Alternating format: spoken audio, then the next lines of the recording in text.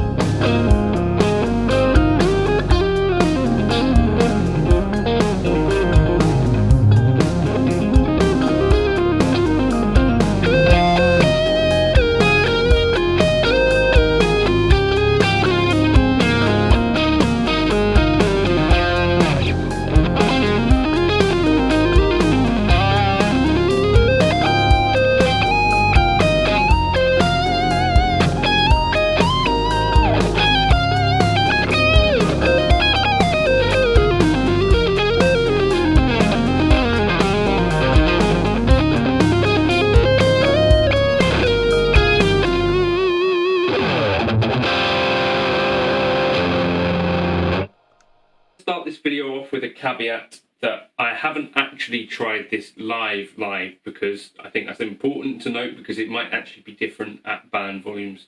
But I was asked on Patreon by David Bruner if I've tried using the Tonex into the Line 6 catalyst. So those of you who are familiar with the stuff that I do on this channel, when I'm playing live, the way that I tend to do things, and this just might take a little bit of explaining, I use a modelling device, whether it's HX Stomp, Helix, generally that's what I'm using live, HX Stomp XL. What I do personally is leave the cabs on and I plug directly into the return of an amp. So I leave the IRs on going through the guitar speaker. The reason for this is, well, basically if you don't do that, some of the stuff can end up sounding quite spiky through an ordinary guitar speaker for some reason. But that's how I do things. Other people, of course, would turn off the cab sims within their HX Stomp or modelling device in general. And I'm not saying you're wrong to do that. What I've found in my experience is that it took me a little bit less tweaking just to leave them on. And as I turn things up loudly, I don't get the spiky things happening. I've done videos on this in the past if you want to check them out. I think it's called Why I Stopped Using FRFR Live. So I'm someone who's quite sensitive to high-end frequencies. I don't really like the sound of, fizzy guitar tones. I try and cut back that sort of in that Eric Johnson sort of vein, or, Alan Holdsworth. I'm more of a person who wants smoother tones. I think darker tones, that's my preference. That's how I normally run things. Now, I've tried just downstairs with the Tonex. I was considering, how would you actually use this thing live? So I think it's most suited to people that are already using something like a Strymon Iridium direct. So maybe in-ear people in churches, people on function gigs, that sort of stuff. I think it suits itself really well to that kind of thing. And probably an ampless setup is, I think, the optimal thing for the Tonex. The lack of sort of routing options on there, you've got a left output and a right output, and you can't turn the cab off of one or the other. So I don't think it's terribly well suited towards this thing, because if you were going into a cab without the cabs on here, then also your output going to front of house wouldn't have a cab on it, which is going to sound really, really fizzy and, quite frankly, crap out front of house. So that is one little bit of a limitation there that you would want to be aware of. So I don't know how people are going to get around that. Leave your comments if you've got some creative ways. Maybe you use something like a cab loader, although it just does feel a little bit like you're forcing a square peg into a round hole. Anyway, so that's one of the things, I think it's best suited to just going straight forward direct, or you go into your amp and then you're going to mic the amp, or the amp has an XLR or something like that. I figure is how it's going to work, because at the moment you can't independently turn the cab off on just one output. That might be something that I might email IK Multimedia about and ask them if that's possible in future stuff, maybe. Probably turn that on. Good. That on there? It's better, isn't it? Better sound. Sorry about that. Anyway, so what I've done, I'll show you now. The setup that I think that I would actually use if I was having stage volume, I'd kind of be using the Tonex mod pedal.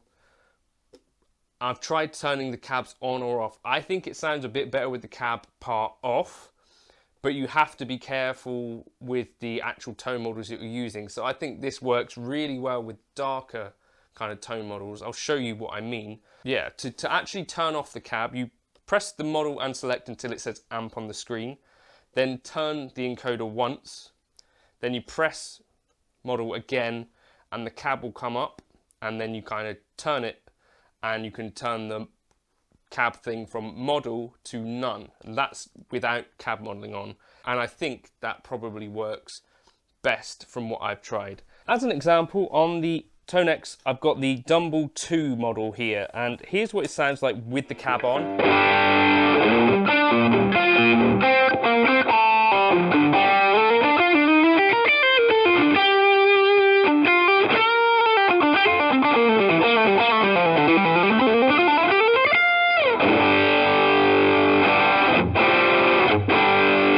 And with it off,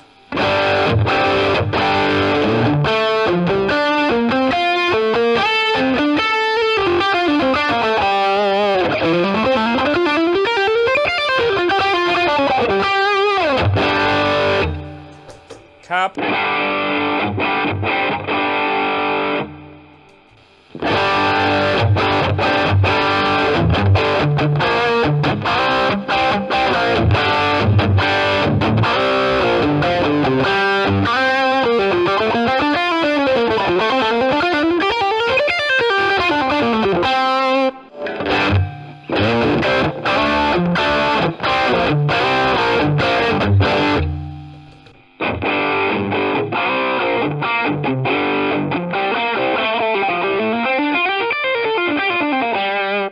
so obviously you can hear that one has a lot more presence.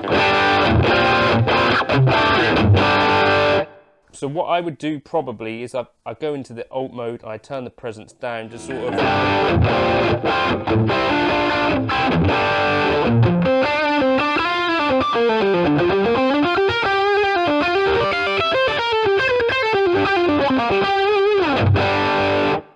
So I think that quite clearly shows the difference.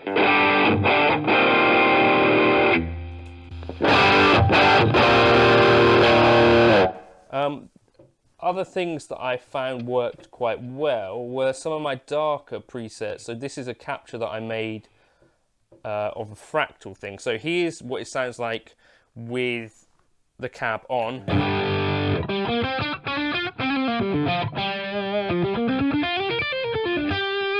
And if I turn the cab off, we get quite a different kind of flavour.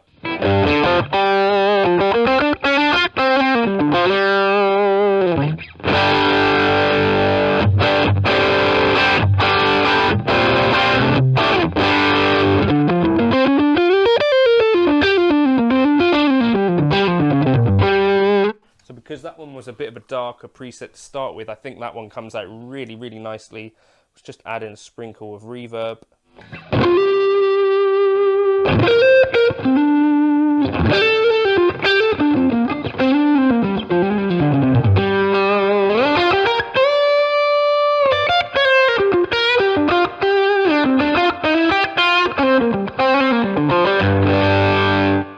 Another preset that I really like, this is ODS lead, so this is with the cab on.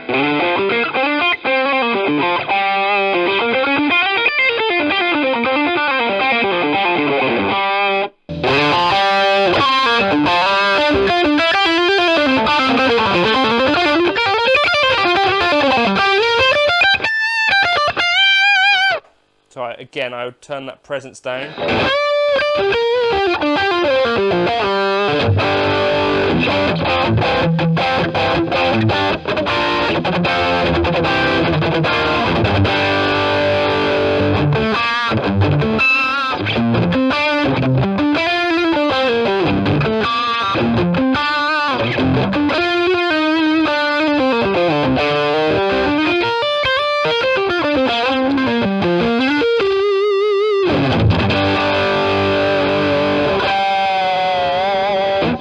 That's about what I found, to be honest. Across the board, that seems to be the case, that you can get a bit of a brighter tone if you turn off that cab. Maybe with your brighter tone models, it might be a little bit overpowering.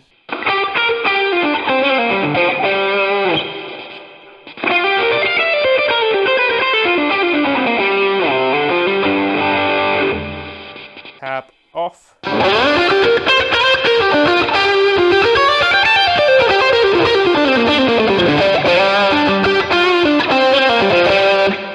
Let's turn that presence down.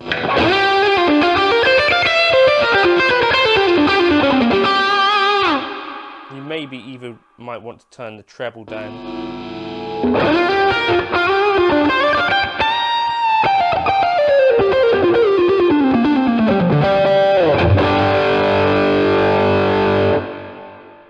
That's about what I found to be the case. With cleaner presets, there's a little bit less of a pronounced difference. With the cab. Without, we're going to have something different.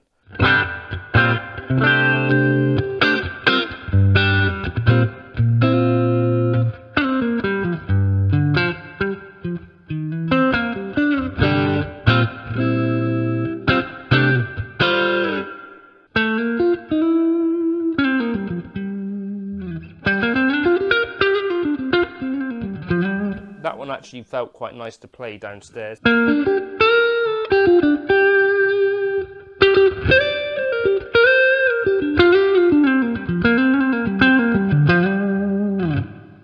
As you turn up the gain, I'm imagining it'll get a bit spiky there.